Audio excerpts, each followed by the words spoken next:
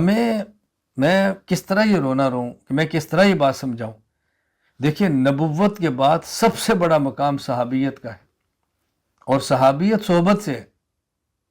یعنی نبوت کے بعد کا مقام اعمال کی بنیاد پر نہیں ہے، صحبت کی بنیاد پر ہے. اس کا معنی ہے کہ انسان میں جو نکھار اور چمک آتا ہے وہ صحبت سے آتا ہے. میں کئی بار یہ سمجھایا کرتا ہوں، صحابہ کرام میں سب سے افضل ابو بکر صدیق رضی اللہ تعالی عنہم. اس کی وجہ علم اور عمل صدیق کا نہیں ہے، صحبت پیغمبر کی جو صدیق کو میسر ہے کسی اور کو نہیں. طویل و صحبت ابو بکر صدیق.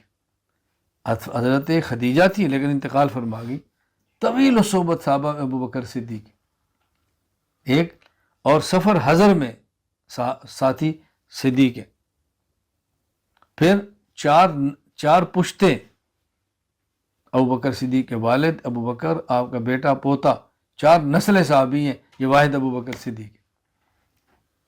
نمبر 4، جس شخص کو قرآن کریم نے صاحب کہا وہ ابو بکر صدیق ہے. اذ یقول لصحابی لا تحزن. ان 4 میں کوئی ان کا شریک نہیں. پتہ ہے کتنا بڑا اعزاز ہے. تو افضل کیوں نہیں ہوگے؟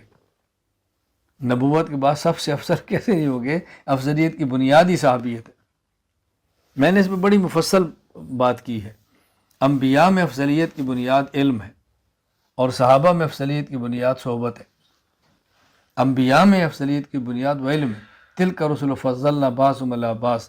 بعض انبیاء کو بعض پر اللہ نے فضیلت دی ہے، اس کی بنیاد علم ہے.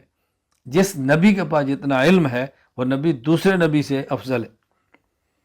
اگر یہ بنیاد نہیں ہوگی تو عمل بنیاد ہوگی تو نوح علیہ السلام آپ افضل انبیاء مانیں گے کہ 950 سال آپ نے تبلیغ فرمائی ہے، لیکن رسول اللہ صلی اللہ علیہ وسلم افضل ہے تمام سے صلی اللہ علیہ وسلم. اللہ ہماری دنیا بھی اچھی بنا دے، اللہ ہماری آخرت بھی اچھی بنا دے.